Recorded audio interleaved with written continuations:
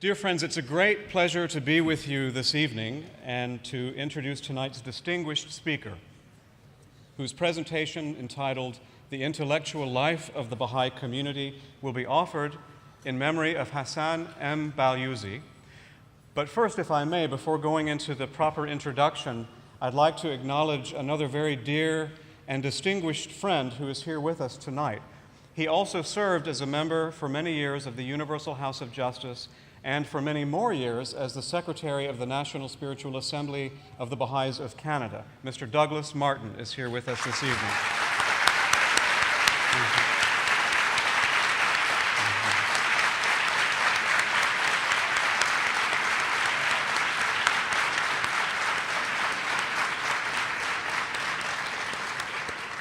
Thank you for joining us, Douglas. Hassan Balyuzi was born in 1908 in Shiraz, Iran, and was a descendant of one of the brothers of Khadija Begum, the wife of the Bab. He was educated in Pune and Tehran and received a bachelor's degree in chemistry and a Master of Arts in history from the American University of Beirut.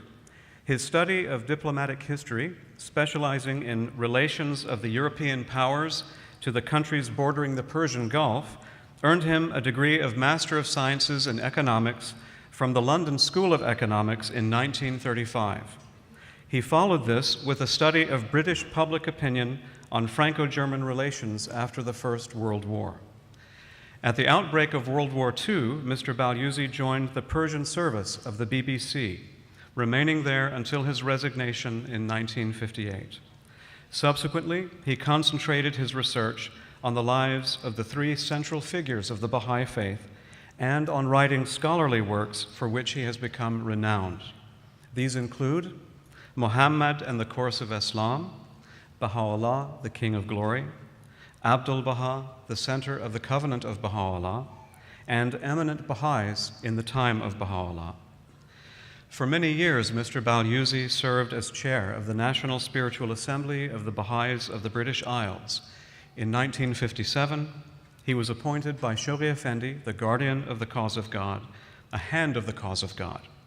When Mr. Balyuzi died in 1980, the Universal House of Justice commented in a cable to the Baha'i world on his qualities of steadfastness, patience, and humility, as well as his outstanding scholarly pursuits as an inspiration to rising generations to follow in his footsteps. Shortly after Mr. Balyuzi's passing, the Association for Baha'i Studies North America decided to honor his memory by creating the Hassan M. Balyuzi Memorial Lectureship. The Balyuzi Lecture is delivered each year at the association's annual conference by a distinguished individual who has made outstanding contributions to Baha'i scholarship or whose life has become a significant part of the history of the Baha'i faith. In tonight's speaker, we have someone who qualifies on both counts. Farzam Arbab was born in Tehran, Iran. In 1960, he went to the United States to pursue higher education. He received his bachelor's degree from Amherst College in 1964 and a PhD in theoretical elementary particle physics from the University of California at Berkeley in 1968. He was also the recipient of an honorary doctorate in science from Amherst in 1989. In 1969, after a short period of research at Brookhaven National Laboratories, he moved to Columbia to help strengthen the Department of Physics at Universidad de Valle as part of the University Development Program of the Rockefeller Foundation. His association with the Rockefeller Foundation, for which he served as representative in Columbia from 1974 to 1984, led to his greater involvement in the field of social and economic development, where he began to focus on the relationship of science, technology, and educational policy to problems of development. In 1974, together with a group of colleagues, he founded, and I don't speak Spanish, but here we go, he founded the Fundación para la Aplicación y Enseñanza de las Ciencias, or as we know it far better, Fundaic. Dr. Arbab served on the National Spiritual Assembly of the Baha'is of Colombia as its chairman from 1969 until his appointment to the Continental Board of Counselors for the Americas in 1980. He then moved to the Baha'i World Center in Haifa, Israel, when in 1988 he was appointed to the International Teaching Center. In 1993, he was elected to the Universal House of Justice, on which he served for 20 years until 2013. Since that time, he has continued to serve in the forefront of teaching and scholarship in Asia, North and South America, and elsewhere. Now, on a personal note, I would just like to add that I've had the privilege now for many years of consulting and working with Dr. Arbab on numerous occasions, both during and since his service as a member of the Universal House of Justice. And in that time, he has become a very dear friend, and I have to say he really, for me, is a man who is someone to emulate because he really has given his life in service to the Blessed Beauty, to the Blessed Beauty's glorious cause, and to the betterment of humanity. And in that way, he's become not only a friend, but also one of my most admired and cherished mentors. And the same is true, I'm sure, for many of us who are gathered here tonight. So please join me in welcoming Dr. Farzam Arbab.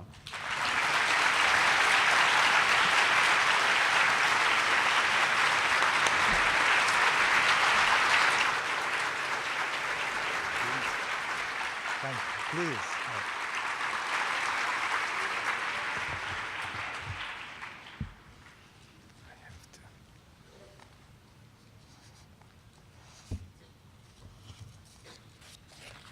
Let's see how to.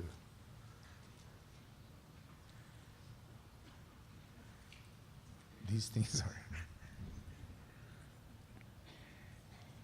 Friends, it's a great privilege for me to be presenting the Balyuzi lecture at this year's ABS conference.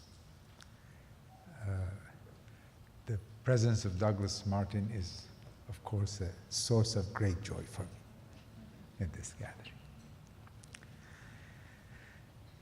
I hope I'm not mistaken in thinking that on such an occasion like tonight, I might take advantage of the kind and forgiving mood of the audience and allow myself the luxury of disorder. What you're about to hear is not a well-organized lecture, but a series of scattered thoughts, my own musings on the nature of and challenges of the intellectual life of the Baha'i community. To begin, I should say that a part of me tends to dismiss my concern with the intellectual life of the community as unnecessary.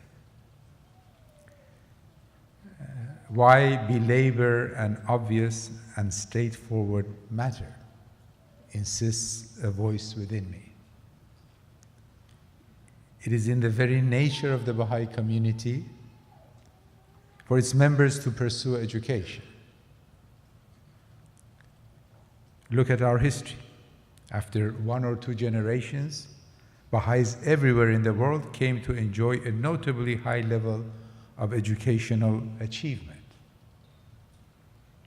Baha'i families give the highest priority to the education of their children, and as the community grows in size, Baha'is will move to the forefront of every imaginable field of human endeavor.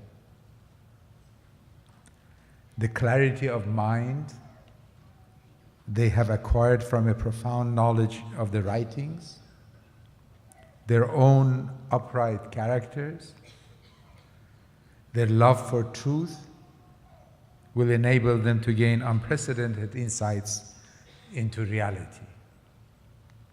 And gradually, more and more talented Baha'is in each field will begin to collaborate with one another, and together will advance the frontiers of knowledge in their areas of expertise.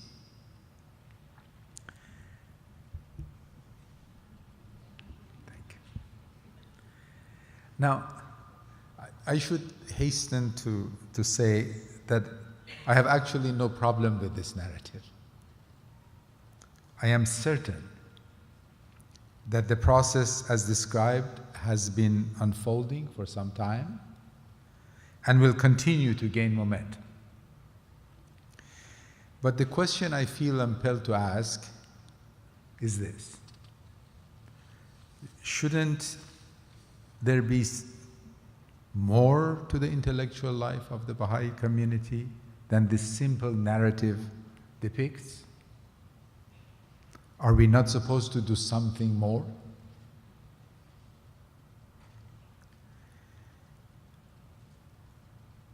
On the long road from obscurity to the establishment of the order of Baha'u'llah, we have reached a point where we are being accepted as a world religion alongside other major religions.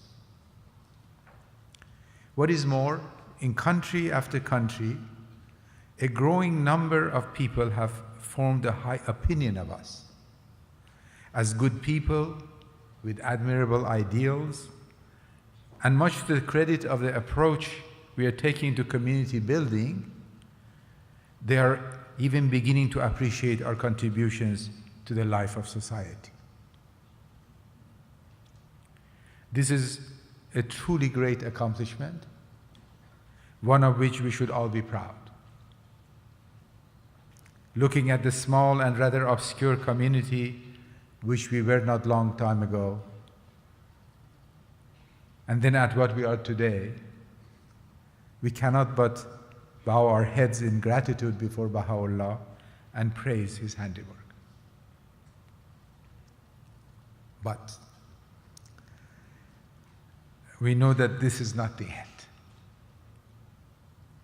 The faith of Baha'u'llah is not intended to culminate in some kind of friendly competition with other religious movements and to reach a prestigious place alongside them. And as far as our intellectual accomplishments are concerned, we cannot ignore the fact that if we were to follow the ways of the world, for the longest time we will be far behind everyone else.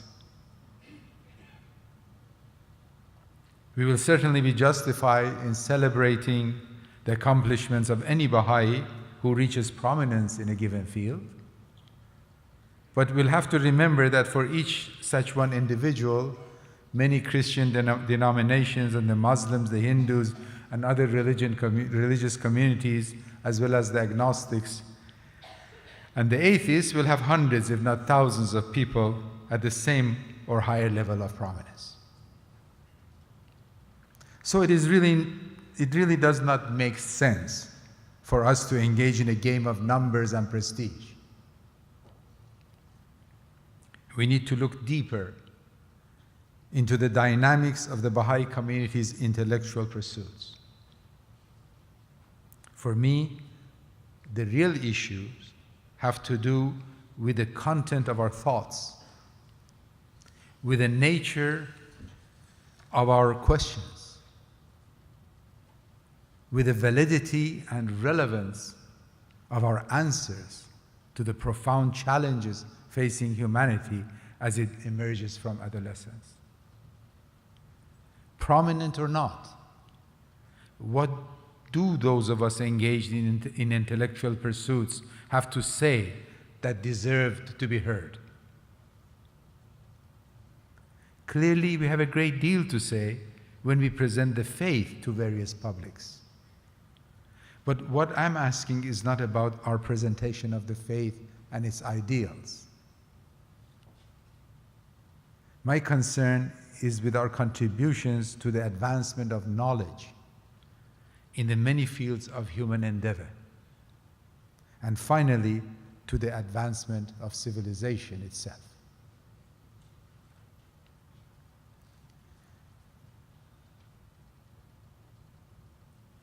I would like to suggest that such a fundamental question can only receive reasonable answers when examined in the light of the mission of the faith and the nature of the transformation that humanity is to undergo as envisioned by Baha'u'llah.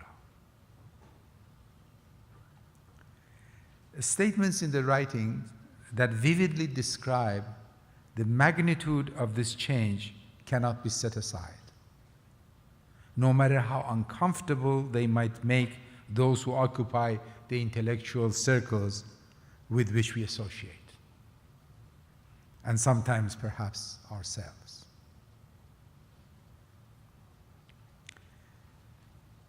No doubt we need to be wise in the way we discuss with others the kind of change we predict, both for the individual and society, as humanity passes from childhood to maturity. But we cannot be forgetful of what our writings have to say about the transformation that is bound to occur when we are reflecting on ourselves, on our own pursuits, and on the characteristics of our own communities.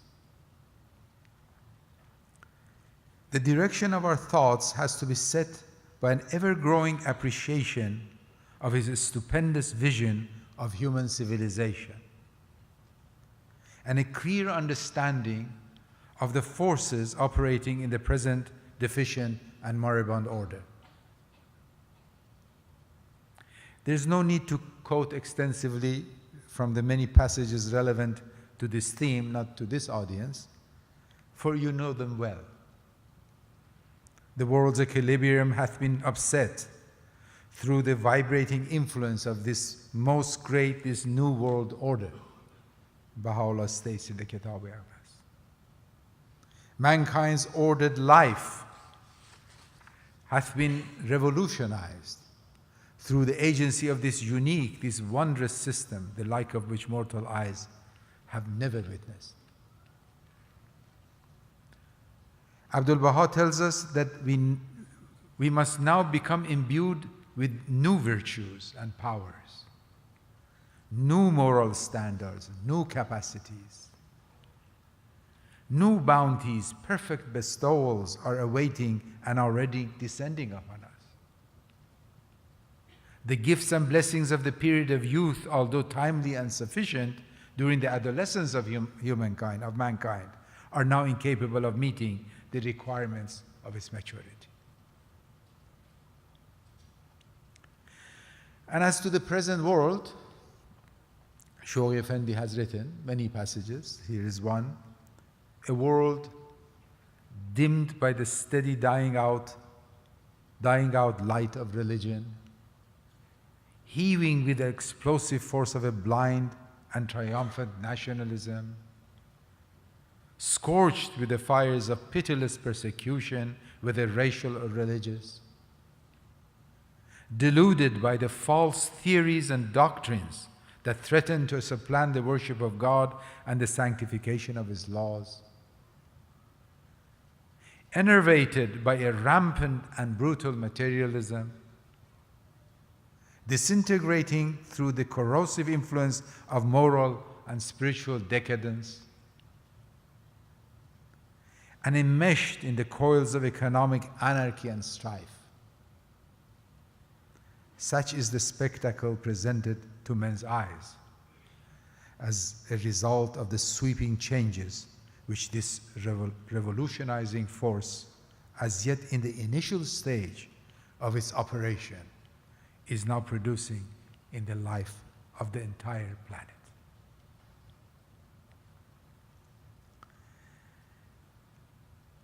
It seems to me that one of the first set of questions we need to ask when we contemplate the way the intellectual life of the Baha'i community will evolve is this. Baha'u'llah refers to the present order as lamentably defective. How defective do we think defective really is?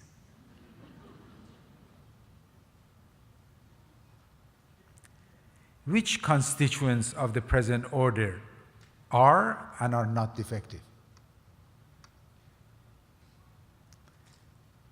Which parts are we to keep and which are we to reject completely?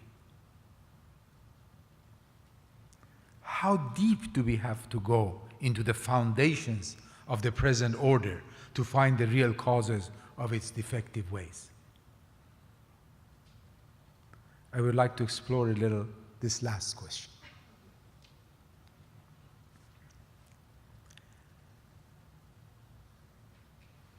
First, that there is much wrong with this world is something that today a vast number of people confess. And it's not difficult to reach agreement, particularly in progressive circles, on a list of problems that face humanity and have to be overcome if a better world is to emerge. Large numbers have no access to education, unemployment is rampant, dictatorships oppress people, and so on. Therefore, education for all, employment for all, freedom to live in democratic cultures for all are the kinds of objectives to be pursued. So long is the list of all the ills of present-day society, and so visible they are near the surface, that we are certainly justified to reach the conclusion that a sizable portion of the growing intellectual resources of the Baha'i community should be directed towards seeking effective remedies for them. In other words, it seems reasonable to think that we should engage alongside other like-minded people in endeavors that seek solutions to the problems of humanity, and in the process seek knowledge and develop and exercise our intellectual capacity.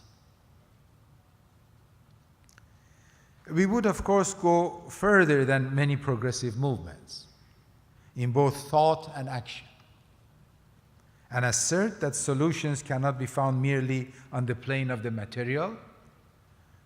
The human heart has to change, and any effort to overcome the huge problems facing humanity will have to rely on spiritual as well as material forces. We know that the Universal House of Justice has stated, behind so much of the turbulence and commotion of contemporary life are the fits and starts of a humanity struggling to come to age. Widely accepted practices and conventions, cherished attitudes and habits are one by one being rendered obsolete as the imperative of maturity begin to assert themselves. What we need to accept then is to dedicate a great deal of our intellectual resources to look into these practices and conventions, attitudes and habits, and help replace them with the spiritually sound equivalents. But such an intention, if it is to be more than the expression of pious belief, creates formidable challenges for the intellectual life of the Baha'i community. The intellectuality that allows one to bring to bear spiritual and material forces in a coherent way on the life of humanity is not easy to come by. I honestly don't know if it has been invented yet. Much is to be done to develop it through the exertions of the Baha'i community and other like-minded people. But this is certainly something we can and we should do. Yet this aspect of the development of our intellectual capacity only addresses the defective character of the present order at the level of visible problems. As Baha'is, we know that we have to go deeper. We cannot, for example, adhere to a view that the basic structures of today's society are essentially sound, the problem being that control of them has fallen into the hands of the wrong people. Only if spiritualized people, the kind we are trying to become, were in charge, peace and prosperity would emerge. Clearly, as we look into the writings, we see that this cannot be the case. The challenges facing humanity as it moves from collective childhood to collective maturity cannot be explained away so easily. The moment we remember that the principle of the oneness of humankind implies organic change in the structure of society, we are obliged to go deeper and face the challenge of identifying defective structures and figuring out what has to take their place. And we cannot just look at structures close to the surface. We must examine all the structures that hold the present order together. It can be just arrangements that make education for all possible. The entire worldwide system of education has to be transformed. It can't be just more jobs or credit to create employment for all. It has to be the restructuring of economic life according to a delicate interplay between the principle of the oneness of humanity and the exigencies of justice. It cannot be just democratic culture as it is defined today. It has to be a culture that deals with such concepts as freedom, authority, and governance in a different way than humanity has ever done before. Now, what is clear is that when we move from engagement in social action, by looking at the problems of humanity, to thinking about the structure of society, the demands on the intellectual life of our community grow enormously. So this is the second level of challenges that come to us. To establish some kind of educational program for a given population in some part of the world, to offer good quality health care to another, or to help improve the agricultural practice of a group of farmers, do constitute fields of action in which we develop and exercise the kind of intellectuality we are seeking.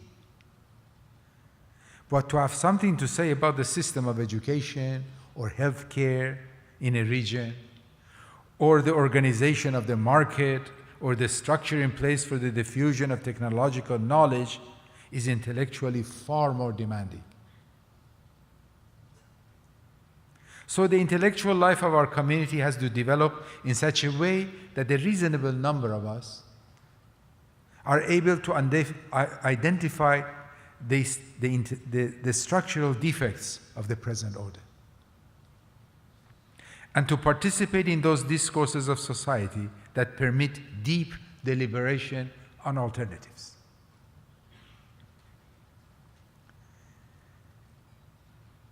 I hope it is clear that what I am proposing here is serious and meticulous work.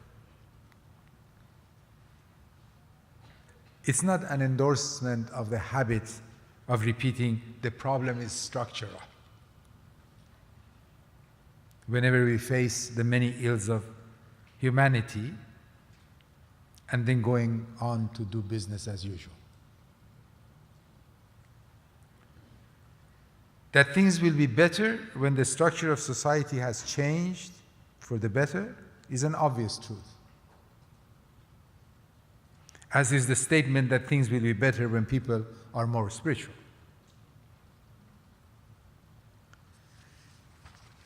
The question is, what are the structures of the future society like? And how do we build them?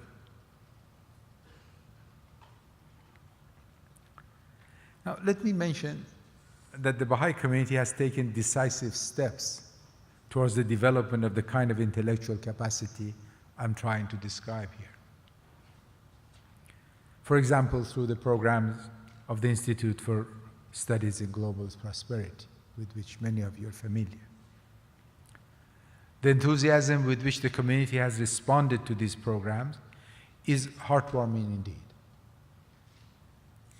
Although these are only initial advances, an endeavor that is helping a growing number of young people engaged in university studies reflect deeply on the nature of their studies, complemented by efforts to promote inquiry in certain areas, is without a doubt contributing to the intellectual life of the community and is helping to shape its future. So my remarks on the intellectual challenges before us are made here in a spirit of optimism and hopefulness. In fact, with a good deal of heartfelt joy. But what I hope you will agree with me is that concern with the development of the intellectual life of the Baha'i community is not unreasonable. The simple narrative I presented at the beginning describes only the obvious. Much has to be said and done if a community that claims to be establishing the pattern of the future society is to fulfill its mission. And as I hope you share with me this sense of optimism, I would like to go further and present you with a challenge a little bit more difficult than the previous ones. So, what if we go deeper than the question of the structures of society and ask ourselves questions about the knowledge systems that have given shape to the present order? Is it possible that the intellectual foundations of the present civilization, the ideas, the assumptions, the methods, and the assertions that underpin individual and collective thought are entirely sound, but somehow they give rise to such a defective order? Could it be that just the wrong people have got hold of sound knowledge and are applying it to create inadequate structures, processes, and behavior? Should we not look for fundamental defects in some pieces of knowledge, of the knowledge system that define today's world as well? If civilization is the fruit of a tree, and we accept that the fruit is far from what it should be, doesn't it make sense for us to look at the roots of the tree and find out if something is also wrong there?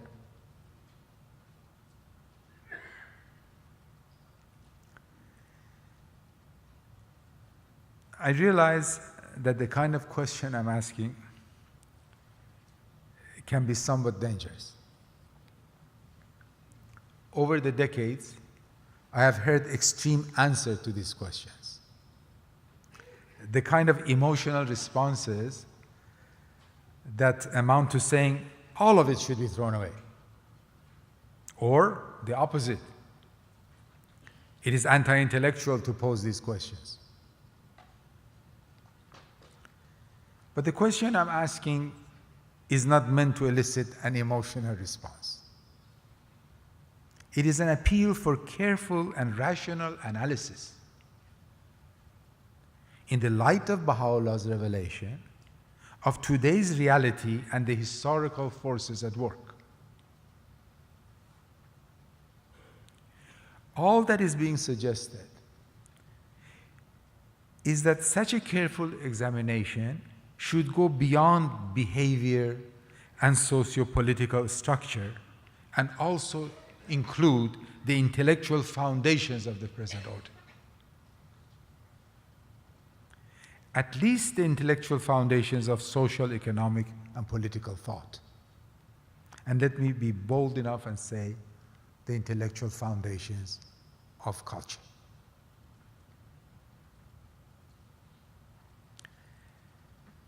I believe this is something that has to be done,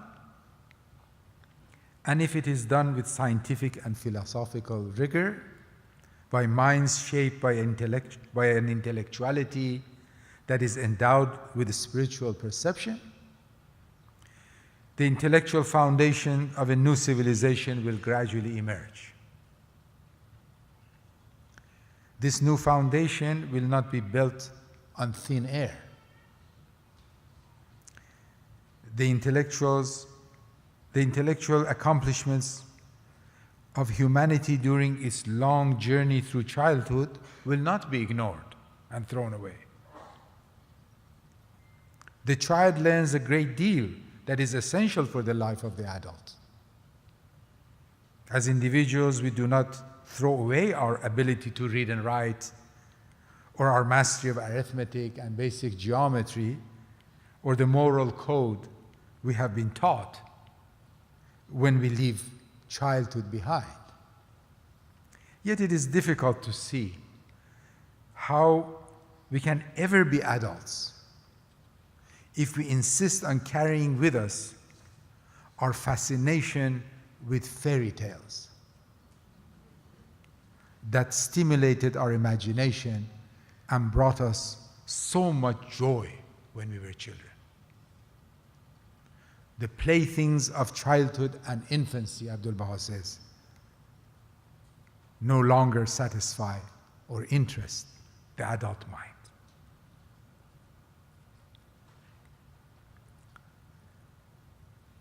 That a decision to acquire the capacity to engage in a rigorous examination of the intellectual foundations of our civilization places formidable demands on the way the intellectual life of the community has to develop seems evident. Sifting through the habits of thought, the principles, the methods, and the conceptions that underlie civilization today, and deciding which can be retained and expanded upon and which need to be cast away is not a trivial pursuit.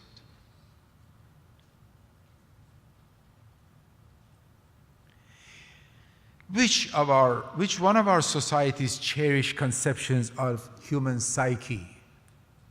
Which elements of today's elaborate theories of social progress? Which methods of education?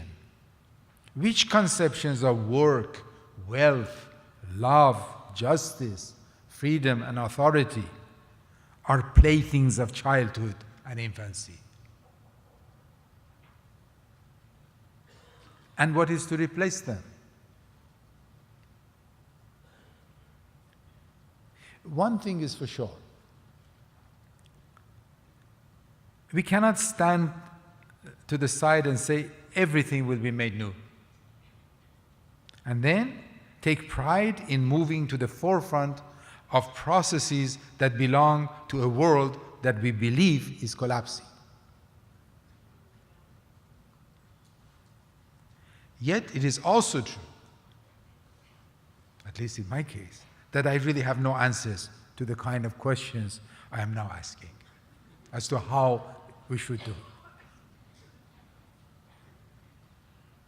And I'm only expressing hope that if we create the right kind of conditions, we will be able to identify and describe rigorously some of the elements, both old and new, of the intellectual foundations of a new civilization.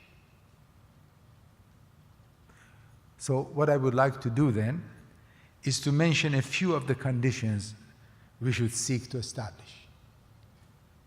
But before that, allow me to state some of my own prejudices.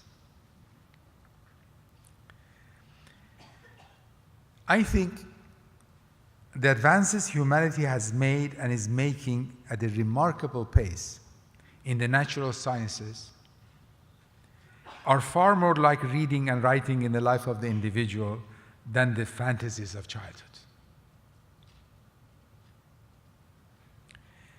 We may say, of course, that the science that we see today is in its infancy. We may be confident that it will advance a great deal. that new discoveries will revolutionize many fields of scientific inquiry, that existing insights will be refined and refined again. We can also readily accept that minds illumined by the light of Baha'u'llah's teachings, working with its systems of research, not corrupted by competitiveness and desire for personal prestige, and a culture that venerates knowledge rather than treating it like a commodity to be churned out like bars of soap, that all of this will open new horizons towards which science can move and strengthen its contribution to the advancement of spiritual and material civilization. But it is my conviction that this thing we call science will not be thrown away and replaced by something else called Bahá'í science. Grand theories like Newtonian mechanics, quantum mechanics, relativity, and evolution are here to stay. They are valid within the parameters of the physical phenomena for the explanation of which they were constructed. And it is this science that will advance and lead to extraordinary new discoveries and elegant theories to explain them. What will happen, though, I believe, is that physicalism, the effort to explain everything, life, consciousness, reason, and morality, using the contents and methods set forth by these grand theories, will fall in disrepute. And as breakthroughs in the understanding of the interactions between the subjective and the objective will occur.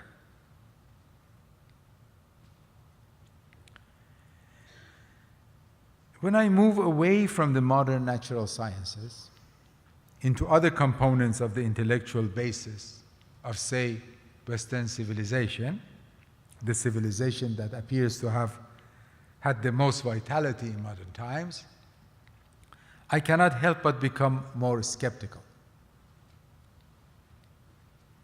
I still hold in great respect the social sciences and philosophy that uphold this civilization, but keep seeing too many of the fantasies of childhood in them. Something much better has to emerge. Albeit well informed by, say, Descartes and Locke and the synthesis of their ideas and the questioning of foundationism and so on and so on. But something new upon which social, political, and economic thought appropriate for the age of maturity of the human race can be built.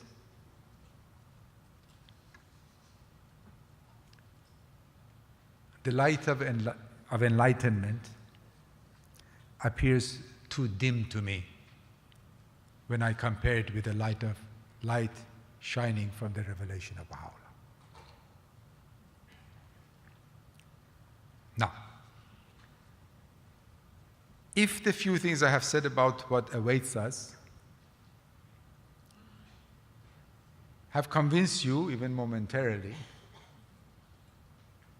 that the development of the intellectual life of the Baha'i community is an enormously challenging task, and that narrative, initial narrative I gave was just too simplistic, it may be helpful if I could say a few words about some of the conditions that enable us to meet this challenge. I will mention three without any claim that they are the most important. The first condition, I believe, is courage. Those who began the thought processes that led to the Enlightenment were courageous people. They lived and worked within a religious orthodoxy that had a total grip on the intellectual life of the West. They had the courage to question that orthodoxy.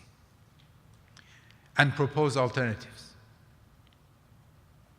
And they were able to present enough evidence and to argue with sufficient clarity to change the tide of history.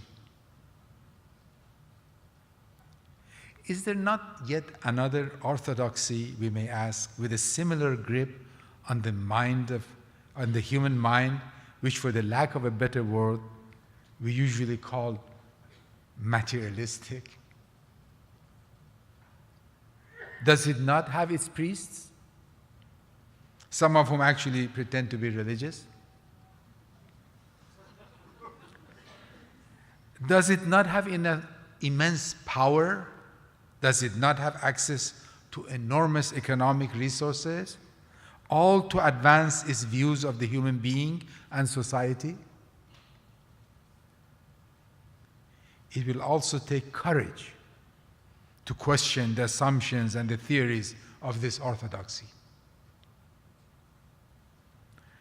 Not just by labeling whatever one doesn't like materialistic, but through painstaking, spiritually illumined, scientific and philosophical inquiry.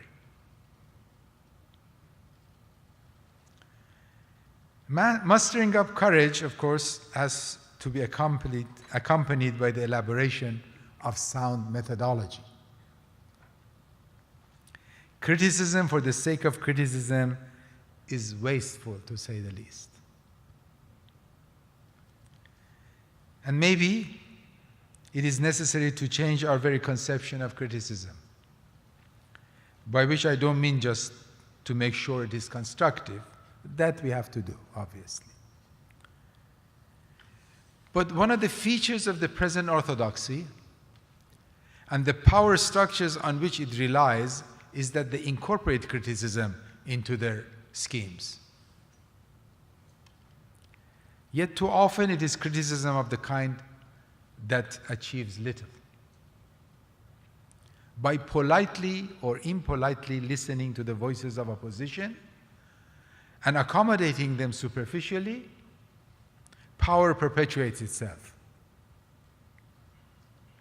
Western democracy has understood well the role of criticism as an escape valve.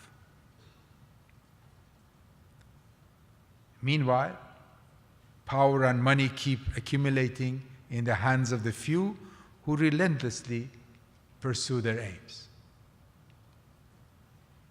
It seems to me that if we develop and learn something else as a community, probably the ways of Bahá'í consultation as the collective investigation of reality, we will do much better than just voicing criticism of the world as it is.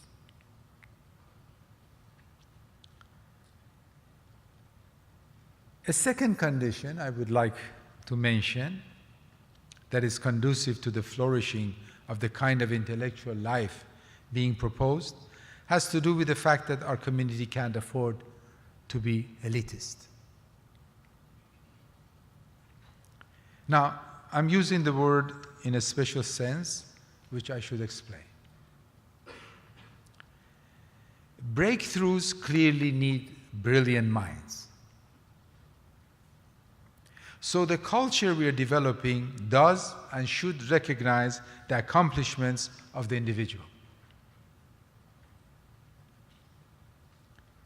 It should celebrate them. Talent should be recognized and nurtured. But a culture that respects knowledge, in which the voices of the knowledgeable are heard, and where great ideas and great works of art are admired, is not necessarily elitist. To be an elite implies a sense of entitlement, of aloofness, of superiority. It is privilege demanding more privilege. Let me assure you that not for a moment do I believe that the Baha'i community has been or will ever be elitist. The teachings in general and the way the administrative order is set up protect us from such a future. What I'm trying to do is to ask us to recognize the features of a culture that is not elitist, but nurtures talent and encourages intellectual and artistic accomplishments, so that we can promote it against the forces of an elitist society. The most important feature, I believe, is that in such a culture, knowledge is not the property of a few. It is accessible to all. Large bodies of ignorant people are not created, and the oppression that results from depriving people of knowledge is never allowed to establish itself.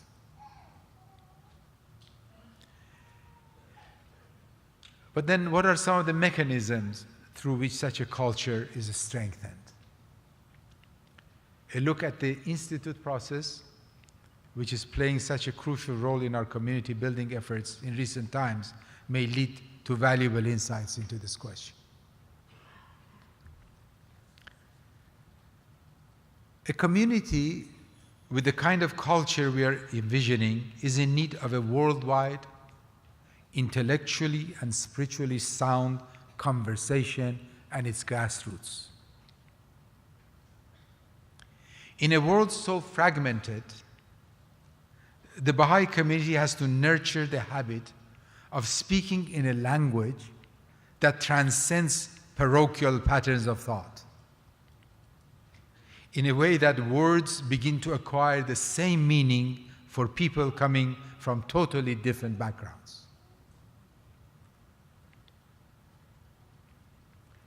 The conversation, it seems reasonable to say, has to be about the application of the teachings to individual and collective life.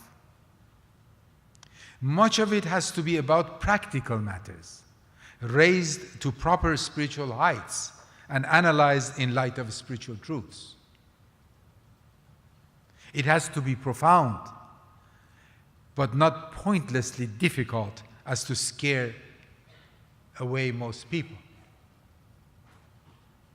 It has to allow multitudes to enter the conversation at the most accessible level, and then build capacity for increasing more complex thought. No one is to be left out. The institute process unfolding in the Baha'i world now for about 2 decades, although in its initial stages, is clearly making significant contributions to the establishment of such a worldwide conversation. It is organized around a path of service upon which multitudes are invited to walk.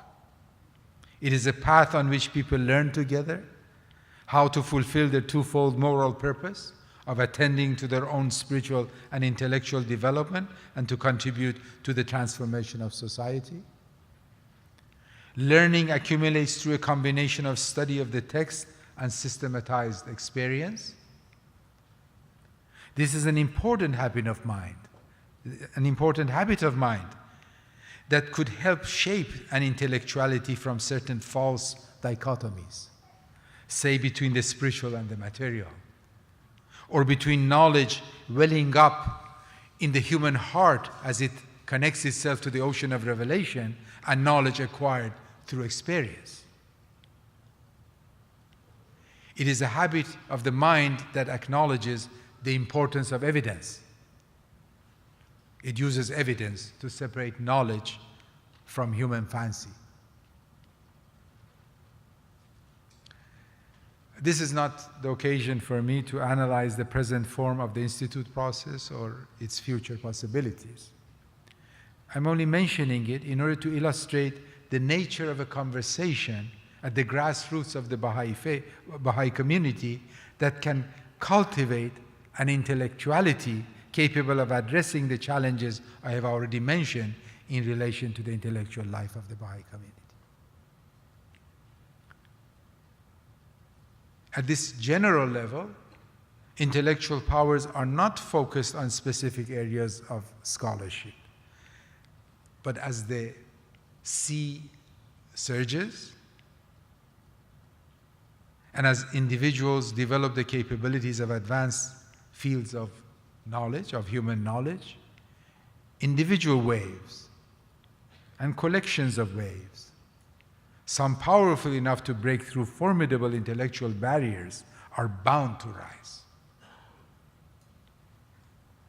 But given that the relationship created among those who walk the path of service is one of accompanying each other and not competing with each other, not managing each other, not manipulating each other, not gaining power over each other, it becomes easier to avoid the dangers of elitism.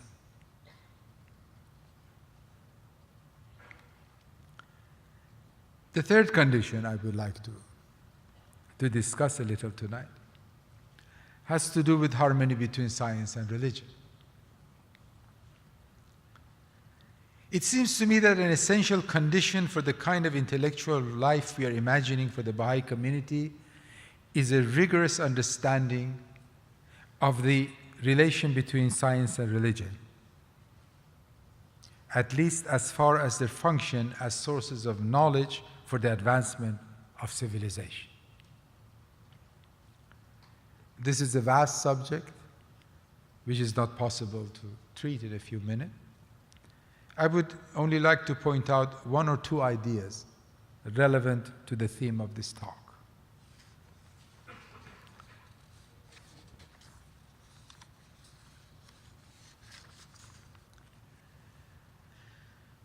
In recent years, in the context of the rise of a new civilization, we hear more and more the Baha'i community use the phrase science and religion as two complementary overlapping systems of knowledge and practice.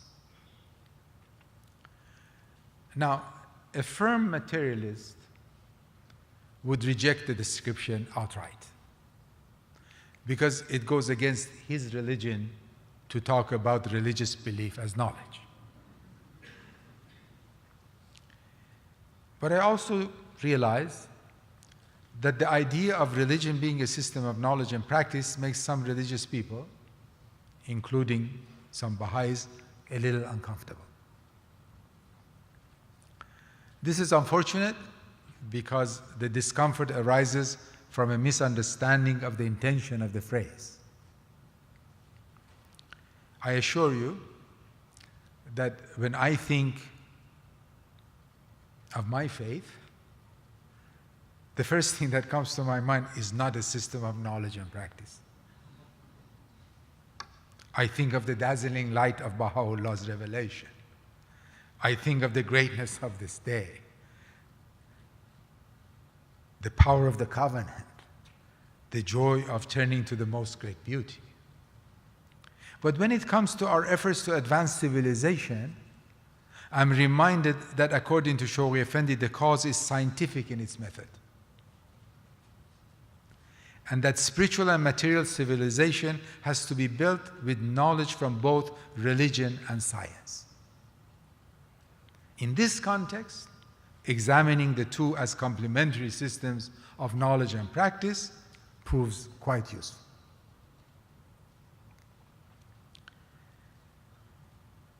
Just giving names to things, of course, does not take us very far. A rigorous process of inquiry is needed to understand the nature of harmony between science and religion and the ways in which they complement each other in the civilization building process. I would like to suggest that the more attention we give to such an inquiry, and the sooner we begin doing so, the greater the progress we will achieve in the development of the intellectual life of our community. Allow me to say a few words then about one of the implications of the statement that science and religion constitute complementary systems of knowledge. This innocent sounding statement rules out certain other possible relations between science and religion. It rejects the position that religious belief is somehow speculative knowledge about reality, waiting for real scientific knowledge to appear as science finds definitive answers to the questions that give rise to the religious impulse in the human being in the first place.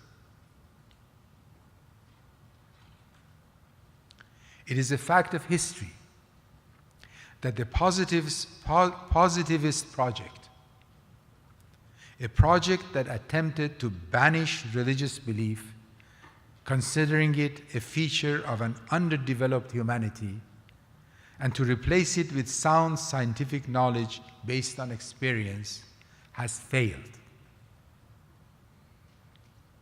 Its bravest and probably most rigorous manifestation in logical positivism fell apart from within, and not only because of the blows it received from those who made advances in philosophy of science based on the analysis of real historical evidence.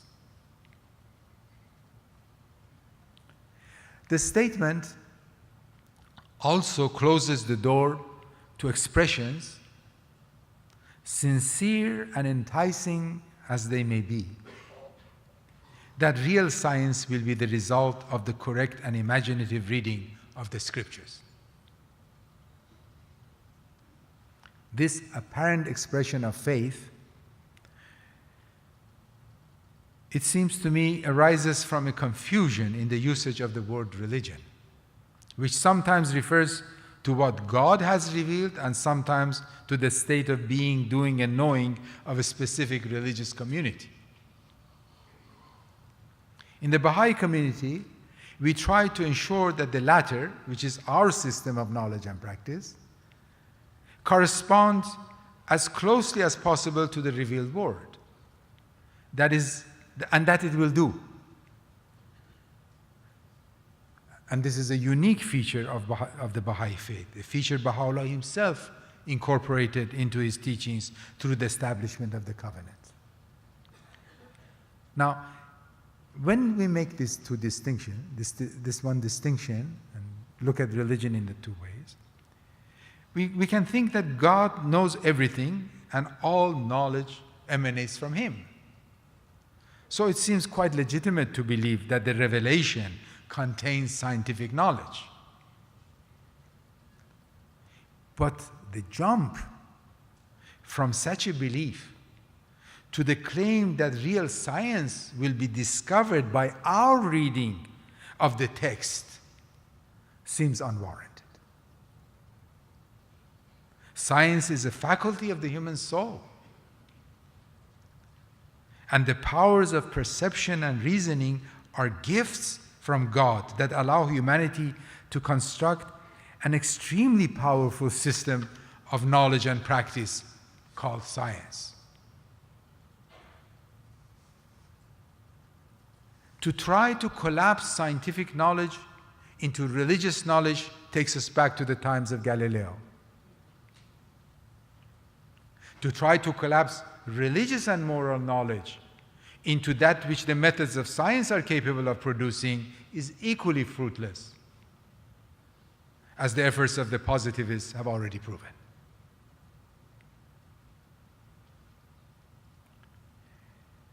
But how easy it is for any of us to find ourselves in one or the other position when we try to solve one or another kind of problem. To have clarity that elements of knowledge elaborated in science and elements of knowledge elaborated in the process of reading religious text and practicing that which has been read should be used together in specific efforts. To have such a clarity, it seems to me, is an indispensable characteristic of the intellectual life we are trying to develop. Never in my life have I doubted that the most sacred and urgent task before the Baha'i community is teaching. The masses of humanity need to see the light of Baha'u'llah. At the same time, albeit with less feeling of urgency, I have felt that the resulting Baha'i community, the growing Baha'i community, needs to increase its understanding of science. Not scientism, not those popular versions of science that cannot distinguish it from magic, not the mere knowledge of technology, the grasp of scientific knowledge in all its power. Science as the first emanation from God towards man, illuminating human understanding and enabling it to penetrate the mysteries of the universe and life on this earthly plane, and complementing a religious faith and knowledge so filled with spiritual insights that can help humanity raise this world of dust to the heaven of glory.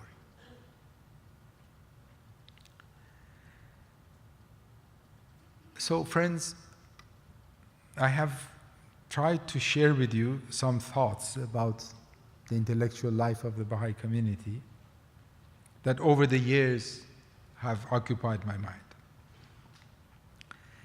As I mentioned at the beginning, this is not a systematic treatment of the subject. What I hope I have achieved is to show how challenging the road is ahead of us, both for those who are engaged in scholarly activity and those who have the responsibility of promoting the intellectual life of the Baha'i community. But I hope that you are assured, and this has got through, that I have done this with extreme optimism. Because I really do see the prospects of this intellectual life with great optimism. And this optimism is not the result of wishful thinking. For the longest time, I have hoped for, I have longed for the appearance of an intellectuality that would integrate the spiritual and the material,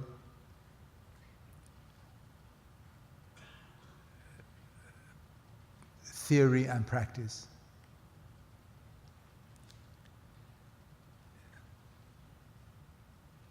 An intellectuality that would have its roots in the civilization building efforts of the Baha'i community, but at the same time have access to the forefront of intellectual development in the world. Now,